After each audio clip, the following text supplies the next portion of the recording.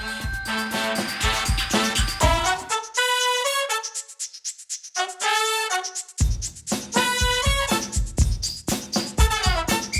we are on movie number 9, and drumroll please.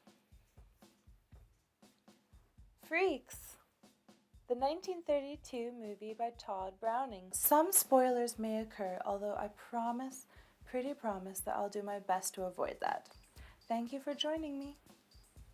Freaks was actually banned in Britain for decades, and it was made in 1932 and banned, and then it resurfaced in Britain in the underground in the 60s. And it actually, to this day, it still has the record for Hollywood film as the most disabled people in it. Since it was made in the 30s, that's quite remarkable that it still, holds that record.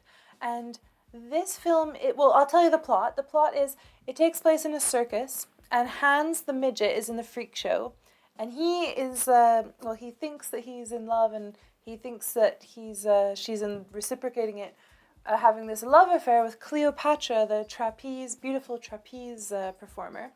And so the great thing about this movie is that in the freak show, they have a whole bunch of, freaks, and they've got people missing limbs, conjoined twins, they've got the people with, I can't remember the name of the disease, but they're pinheads, so they've got the tiny skulls and the enlarged faces. And they have the people playing dwarfs, and the people playing those roles actually have those deformities. One of my best friends, Matt Fraser, he's a disabled rights activist, and he says that there's actually a term in the disabled actors community where when there's a movie and an actor with no physical deformities is playing somebody crippled or playing someone with a deformity, they actually call it blacking up or cripping up. And this movie is fantastic because they have the people that have those features actually playing them themselves, which is, kind of the way it should be. So anyways, there's these two pinhead sisters in the film, and if on a tangent, on a sideline, if you ever look up those twins' story, they're Elvira and somebody, I can't remember, but if you look up the pinhead twins from Freaks, you'll find them. They had a remarkable story themselves because they were in real life sold by their parents to the freak show and didn't grow up in any sort of family unit. They actually grew up in freak shows and ended up at the Coney Island Freak Show. So anyways, it's the whole thing is a really remarkable sort of insight into a world we just never see anymore, It's really interesting.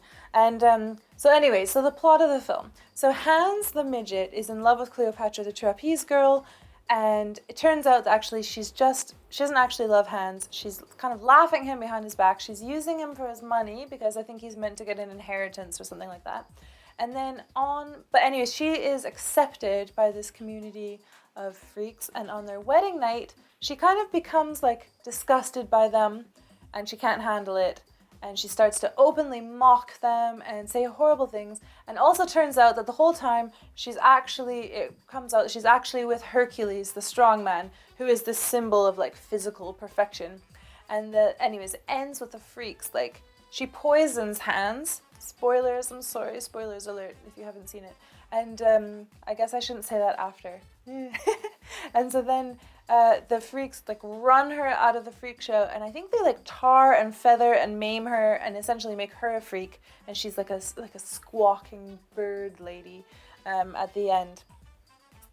So I wanted to talk about the catchphrase that during the wedding dinner, they have an initiation ceremony for Cleopatra, and they all say, I think they say, "Gobble, gobble, we accept you, one of us, one of us." And so this catchphrase this is why the movie got a record. The movie got a record for the Ramones because the Ramones were so inspired by this movie that they adapted that into one of us, gabba gabba hey for their Pinhead song. And I don't know whether people know it's from that movie or not, but anyways, they used to even have people wear like a pinhead head and dance at their concerts. And I think in the movie Rock and Roll High School, which is another movie that I should probably put on this list at some point, they actually have someone in a pinhead mask dancing as well. Anyways, the catchphrase "one of us" it means a lot to me personally because like I said, my best friend Matt, he is a flipper baby. He only has small arms because of thalidomide. And him and his wife, Julie Atlas Muse, who's an amazing burlesque performer, they had this great wedding in New York, and we all went. And, it's kind of like there's parallels to the movie because, she's the showgirl and he's from the freak show, and he actually does work for the Coney Island Freak Show. And so everyone at the whole wedding, when they got married, we all chanted together, "We accept you, one of us, one of us." So, I don't know, it's just such a visually amazing film, and it's super sad and it's super poignant.